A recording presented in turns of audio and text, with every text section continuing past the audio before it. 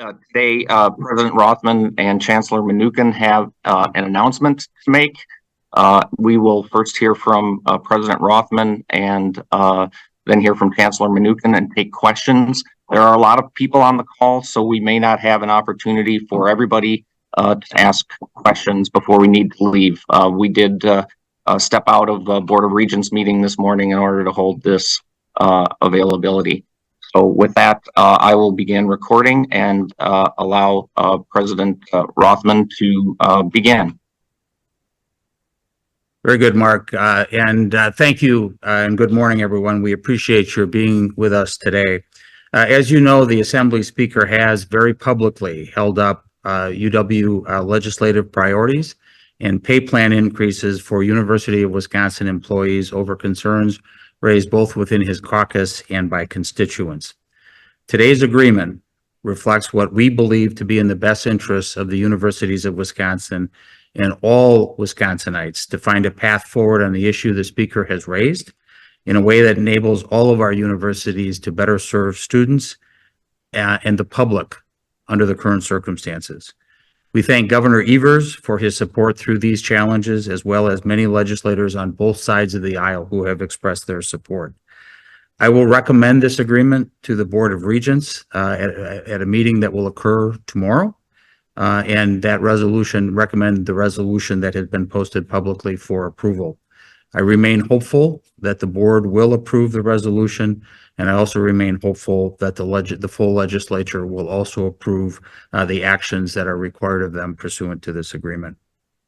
There are several points that the Speaker had raised in our conversations with him that reflected issues that he was concerned about, one being restructuring and realigning positions dealing with diversity, equity, and inclusion, capping overall non-faculty positions in the universities of Wisconsin for a 3-year period with some additional exceptions for student-facing and research positions.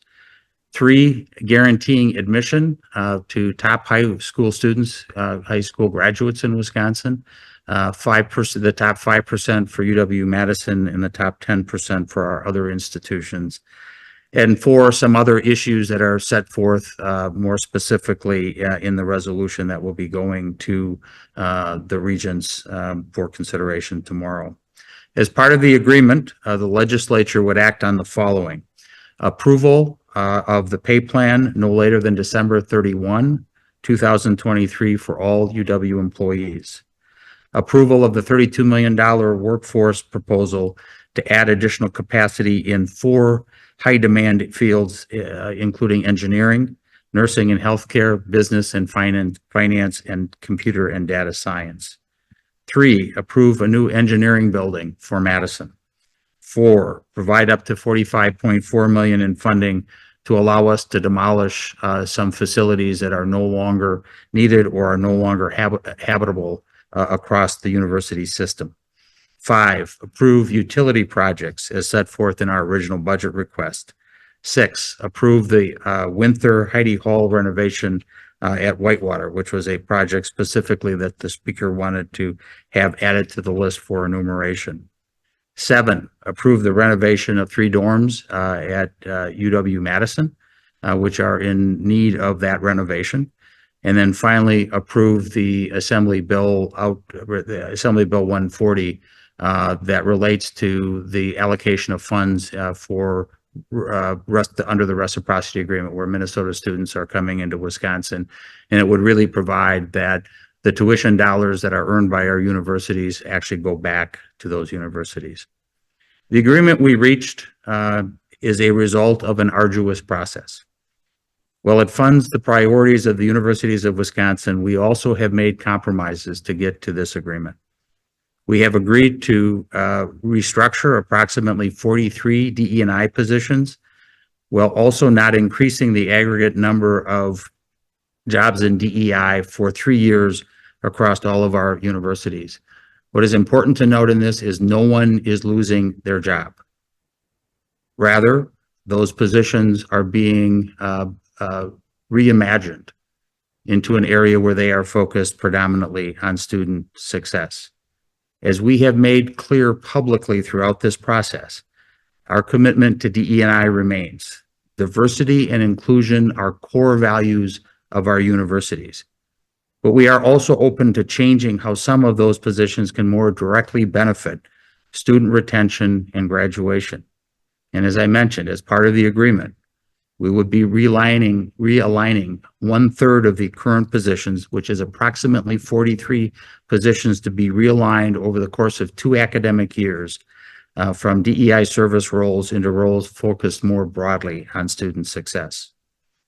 We also agreed to predominantly an overall freeze on administrative positions.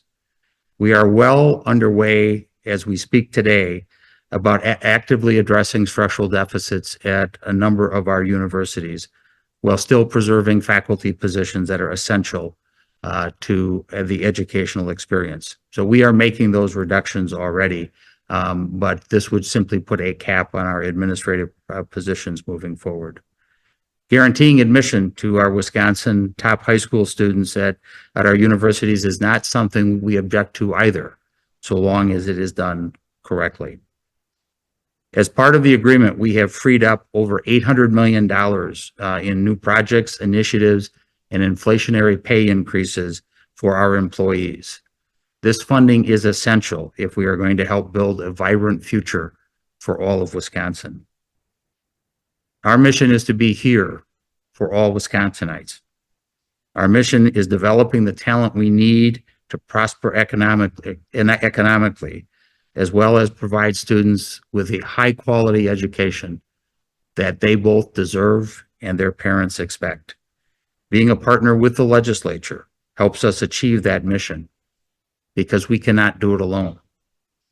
Our universities rank 42nd out of 50 states in the nation in public funding for the university system. We will continue to advocate for our state to do better. We have made compromises on management issues because we can better serve the interests of our state with the projects and initiatives that will be funded under this agreement. This agreement can hopefully reset our relationship with the legislature so that we can work together to focus on what is best for the state of Wisconsin. I have been grateful for Chancellor Mnuchin's support throughout this process. She has been an extraordinary partner as we have worked with the Speaker and others to push this agreement forward. And it's my pleasure now to introduce Chancellor Mnuchin, who will make a few comments. Chancellor. Thank you. Thanks so much. Thanks for this opportunity to talk to all of you. It's certainly critical for the universities of Wisconsin and UW-Madison in particular to resolve these issues and to be able to move forward with our mission, our incredibly important missions, the work of serving our students, the work of giving students a transformative educational opportunity, the work of doing extraordinary research and serving our state. I'm grateful for my partnership with President Rothman and for the regents and the members of the legislature who've participated in these conversations. And we're hopeful that the various elements of this agreement will be supported by the Board of Regents, by the full legislature, and Governor Evers. There's no question this has been a difficult process, and we recognize the stress and strain it's caused in our communities over the last 6 months as it's played out partly in public. We talk a lot about bridging divides and the importance of doing that.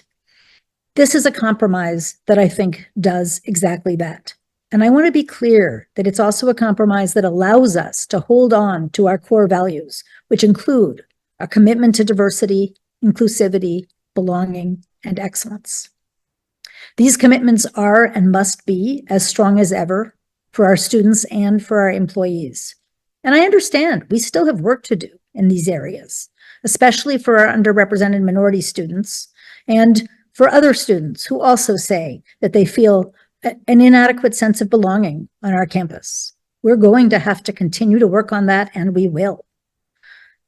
This isn't getting rid of DEI, nor is it completely business as usual. We've agreed to partly reimagine how we go about our work to emphasize student success, which already, of course, is an incredibly important priority. And I also want to emphasize what President Rothman already said. Nobody will lose their job if this goes forward. On the capital side, this agreement lets us move forward at Madison with our much-needed engineering building. so that we can grow the number of engineering students we can serve, and so that we can support our world-class research. It also funds much needed residence hall repairs and a variety of infrastructure investments that our world-class research university requires. These are things that we need to serve our students and to serve the state. These have been challenging times, but I do think, on balance, we have reached a compromise that represents a commitment to higher education in the state and a recognition of the role that UW-Madison and the universities of Wisconsin play in helping to move Wisconsin forward. And for those reasons, I do support this resolution. Thank you. Before we get to questions, I'd ask that folks who are asking questions just introduce themselves and the media they work for, and I will call on folks and we'll get to as many as we can. Kate Morton. Hey, yeah, Kate Morton with Wisp Politics. I just wanted to ask you, have you gotten a handshake agreement from Robin Voss, basically guaranteeing that he will follow the stipulations in this deal? We have gotten concurrence on the terms of the agreement with the speaker, and the obligations of the UW system, the universities of Wisconsin, are contingent upon the legislature acting in the manner as set forth in the agreement. So we believe that we've got an agreement on paper that reflects a consensus between the speaker and the universities of Wisconsin, and we're going to move forward on that basis to seek approval from the entire legislature, and then, to the extent necessary, on bills that have to be enacted to fulfill the agreement execution into law by Governor Evers. Liam Knox. Hi, Liam Knox for Inside Higher Ed. Thanks for taking the time to answer questions. I had initially heard some reports about an initial deal including the elimination of the UW TOP program for faculty diversity hiring, as well as the creation of a new position that Voss wanted to be funded by philanthropic donations. Can you tell me anything about whether that is included in this new deal? Oh, as well as the elimination of a diversity statement on student applications. Are any of those three included in this deal? And can you? They are certainly set forth in the resolution that will be going before the regents, and which is a public document that you can get access to. But allow me to have the chancellor just respond to the items that are specific to the campus at Madison. Sure. Two of the things you suggested are specific to me. One actually isn't. The Targeted Opportunity Program, I have agreed that we will make that the last year of that program. That was always intended to be a temporary program. We will replace it with a new program that looks at parts of our hiring, focusing on faculty members who have demonstrated commitment and expertise in supporting underrepresented students. So we will be eliminating one program, but replacing it with another that is different, but that is also focused on serving our students, especially from underrepresented groups. On the admissions part, that really goes back to Jay. On the faculty chair, I have agreed that I will go and seek fundraising to support the creation of a chair in one of a variety of areas that could be classical economic thought, it could be conservative political thought. And if I were to receive that funding, we will move forward with that chair under our ordinary processes. As I'm sure you're well aware, we have a variety of chairs across our campus in a whole lot of areas, and this would be another one. Sarah Maslar. Good morning, Sarah Masler-Donar, WKOW Capital City Sunday host. I wanted to ask, how much was the campus community, the system community, involved in these discussions, or was it just on the kind of higher end, regent, president, chancellor level? So I guess, what's the temperature of the system community, the faculty, staff, and students on these decisions? Good morning, Sarah. We reached out to a number of people, as you can imagine, as we went through that process. Certainly the regents were continually briefed We had a lot of input and a lot of discussion with the chancellors as well. And we also reached out in various ways to leadership in shared governance, as well as solicited views of others as part of this process.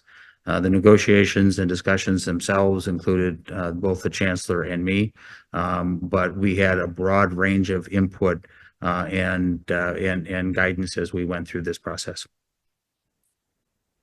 Todd Richmond.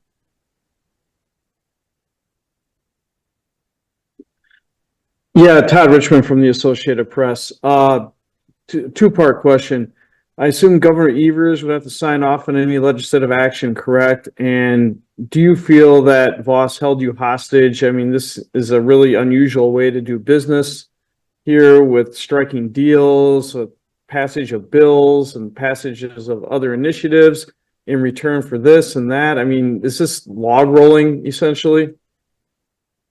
And let me respond to your first question. Any legislation would require the governor's signature, and we have certainly kept the governor's office apprised of where we are at. And assuming the legislation is passed, we are hopeful that the governor would sign it into law, but obviously that would be a decision that he would make at another date. Regarding the process itself, I just viewed it as we wanted to find an agreement that was in the best interests of the universities of Wisconsin under the circumstances with which we were presented. And that is what I believe we have done. AJ. Hello, everyone. AJ Bayapur, CBS 58 in Milwaukee. Appreciate you guys taking the time to do this morning. Another two-part question. One, the UW system statement as of Wednesday was that an agreement was not, quote, imminent. Between now and then, what changed? And two, can you confirm that there will be, as part of this agreement, a mandatory course on something along the lines of divisive topics? And if so, what exactly would that include? As it relates to, where we were on Wednesday, AJ, and where we are today, there was progress made in our conversations with the speaker, and we were able to reach an agreement. I don't think there's anything more I can say on that front. In terms of the agreement itself, there is nothing relative to a course on divisive topics that is in the agreement. And I'd encourage you to take a look at the proposed resolution that's available on the board's website. Rich Kramer. Rich Kramer, Wisconsin Public Radio. Thanks for doing this. So what's to prevent this from happening every budget cycle? There's some people that are critical already of the regents and the system for even considering, an agreement that was, based on withholding of pay raises that were pre-approved by the same lawmakers that held them up. So is this something that the UW system is, or I should say the University of Wisconsin, are worried about happening on the regular? I think, Rich, as we look at it, we're pleased that we were able to reach an agreement on these issues. And it is our intent to continue to build a relationship with the legislature so that we can have productive discussions as we go through the process and find ways that we can invest in our universities to the betterment of the state. Liam Barron. Hi, Liam Barron with the Daily Cardinal. The UW system has been facing some criticism from Democratic leadership, particularly in the Black Democratic Caucus, on its approach to these negotiations. How would it respond? Some folks have been saying the UW system has sold out its underrepresented students or made a deal that prioritizes funding over diversity, equity, and inclusion. I think, Liam, and I'll also ask the chancellor to provide some input on this as well. Our core values around diversity and inclusion are not changed. And as the chancellor mentioned, we are neither eliminating DEI, nor are we continuing business as usual entirely. We are trying to continue to evolve, to change, to help students succeed. And I appreciate that there will be people who agree and disagree with all of this. And again, it's when you go through a difficult process, a challenging discussion and challenging negotiation to reach an agreement. Neither side at the end of the day is typically said this is the greatest thing since sliced bread. That's just reality. But I think on balance, we have found a point that this is in the best interests of our universities, and I am pleased to be able to recommend it to the Board of Regents. Chancellor, would you like to add anything more? Thanks, and nice to see you, Liam. I don't think I've got that much more to add. I mean, this absolutely is not getting rid of DEI, but it is a commitment to reimagine parts of it. I think that we should actually pretty constantly be looking at what's working well and what isn't working well, and how we can best serve our students, including our underrepresented students, and help them achieve success. I think we can continue to do that under this agreement, and that will absolutely remain a tremendously important priority for me, as I know it will for chancellors across the system. Thank you both. Thank you.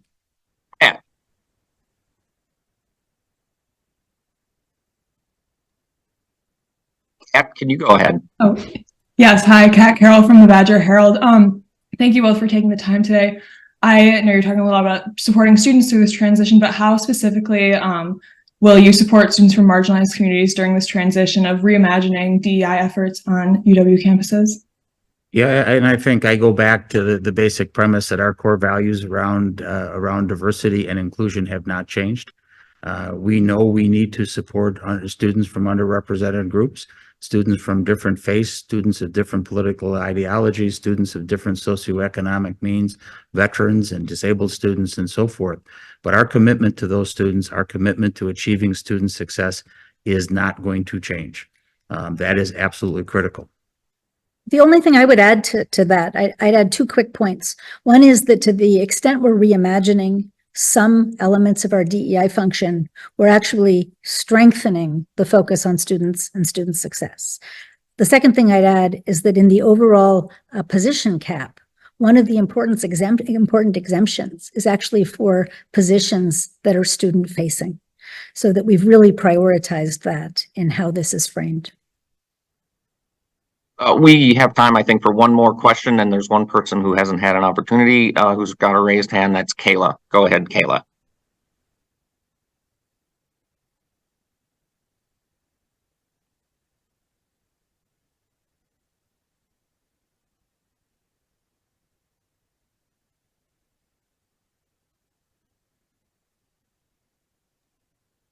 I'm so sorry. I was talking, but I was on mute. Anyway, hi, I'm Kayla with the Cap Times. So as others have said, students, faculty, and lawmakers of color are concerned about this deal. Were any people of color at the negotiating table this week?